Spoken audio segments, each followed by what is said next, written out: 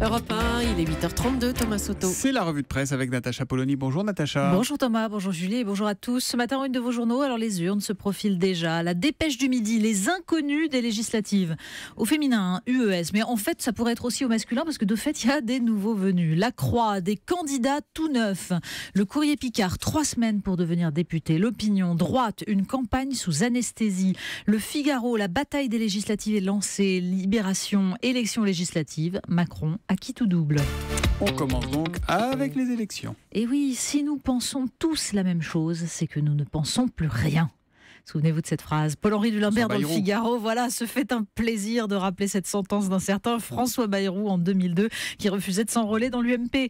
Comme matériel de survie, confirme d'ailleurs Jean-Louis Valois dans la presse de la Manche, les formations politiques traditionnelles en appellent au rejet du parti unique pour éviter leur propre naufrage. Certes, Libération souligne la frustration des marcheurs abandonnés, là où leur parti a préféré ne pas présenter de candidat. Mais la presse souligne surtout le casse-tête dans des circonscriptions où, par exemple, 2 candidats se réclament de Jean-Luc Mélenchon, où la candidate investie par LR penche vers la majorité présidentielle, bref, où l'on ne comprend plus grand-chose. Dans Le Parisien, Rançon dessine un couple devant les panneaux électoraux. Je vais voter pour celui qui soutient Macron. D'accord, mais lequel ? Une histoire tragique dans Le Parisien aujourd'hui en France. Mais oui, c'est là qu'on trouve le récit de la fuite mortelle d'un éleveur bovin après un contrôle vétérinaire qui a mal tourné. Il a été abattu alors qu'il avait lancé sa voiture contre les gendarmes. Un fait divers, certes, touchant un homme visiblement fragile, mais un récit aussi de la solitude des agriculteurs et de l'ampleur des contrôles qui régissent leur profession. Sur le département de Saône-et-Loire, 3 suicides en un mois.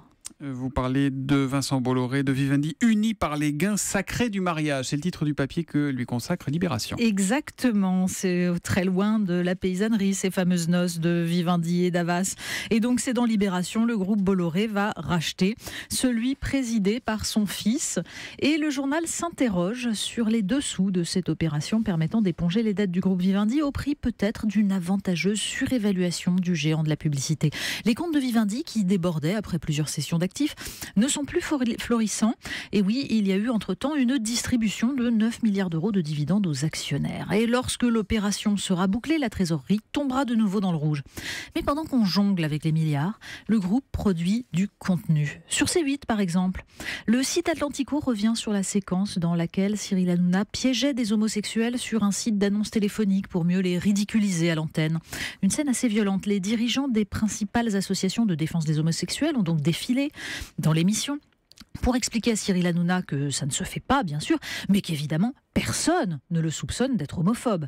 C'est réservé aux opposants à la PMA ou au mariage pour tous. Alors, il y a une petite brève du Parisien qui nous explique d'ailleurs que Cyril Hanouna est très en colère et qu'il se paiera le luxe de porter plainte contre le CSA.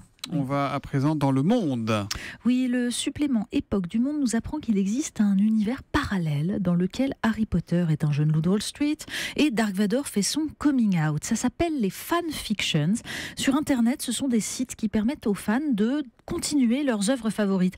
Une sorte d'hommage délirant. Alors pour maniaques des classifications, parce qu'en plus il existe toutes sortes de catégories, et bien récemment, Donald Trump et François Hollande ont aussi été franchisés. Oui. Bon, cela dit, c'est moins drôle la politique, puisque en général, la réalité dépasse la fiction. On termine avec un sondage, Natacha. Oui, un sondage publié dans Aujourd'hui en France, le recyclage serait un des points de friction les plus fréquents dans un couple. Pour 45% des personnes, si l'autre ne trie pas ses déchets, c'est rédhibitoire. Alors que les idées politiques, elles sont rédhibitoires pour seulement 35%. Puis comme on nous promet que la politique ne s'apparentera plus jamais à du recyclage, c'est sûr que ce sera plus facile. La revue de presse de Natacha Polony, c'est tous les matins. C'est juste avant Nicolas Canteloup sur Europe 1. À tout de suite. À demain, Natacha. À demain.